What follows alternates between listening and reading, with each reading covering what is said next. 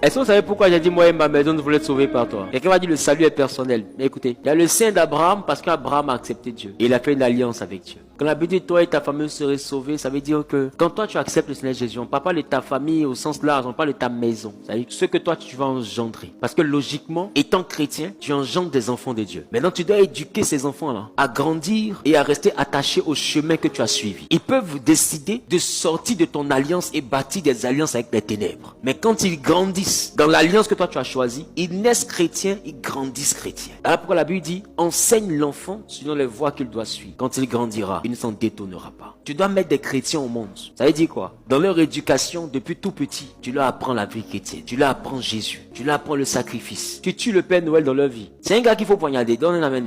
Voilà. Tue le Père Noël. Il n'y a aucun Père Noël. Il y a Jésus à Noël. Moi, chez moi, il n'y a pas Père Noël qui donne cadeau à quelqu'un.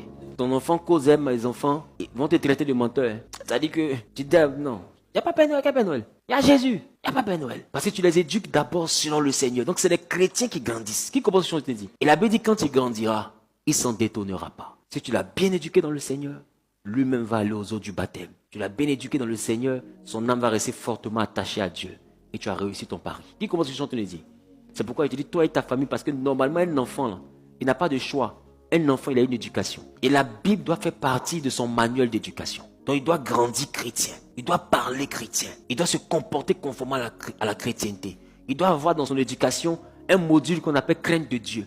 Il doit comprendre que s'il ne vole pas, là, c'est pas parce qu'il a peur de maman seulement. Il ne vole pas parce que maman peut le punir. Mais Dieu par-dessus tout le voit. Qui commence ce que je te dis?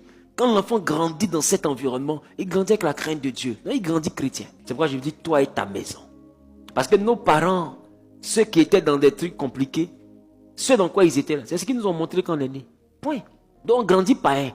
Si tu as un parent qui n'a que des trucs compliqués à la maison et que c'est en ça il croit, mais c'est ce qui va t'inculquer. Il ne va pas t'inculquer autre chose. Donc tu grandiras païen. Il y en a qui grandissent mystiques. Parce que chez eux à la maison, tous les livres là, c'est les livres de sorcellerie. Papa lui-même c'est un haut de la hauteur d'en haut. Qui commence à te dire. Donc l'enfant me grandit dans les causeries compliquées. Donc très jeune, il est initié sans être dans une confrérie quelconque. Mais il est déjà initié parce que son intelligence est déjà formatée pour comprendre ces choses. Qui commence à te dire. Donc il grandit mystique. Il naît mystique. Je ne sais pas si quelqu'un comprend ce que je dis.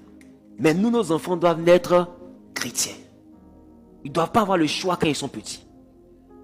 Ils doivent regarder les choses qui tirent vers la chrétienté.